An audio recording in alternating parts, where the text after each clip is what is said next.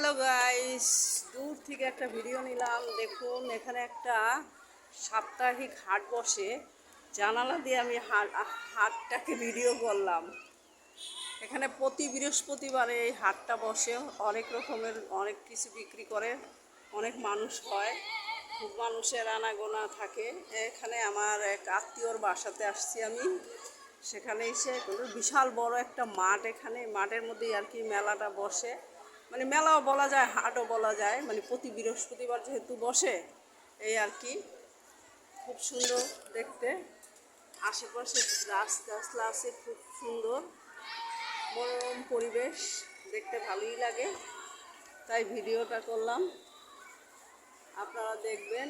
আকাশটাও ওদিকে সন্ধ্যা হয়ে গেছে, আকাশটা একেবারে অন্ধকার অন্ধকার ভাব, আবার মেঘলা আকাশ আছে।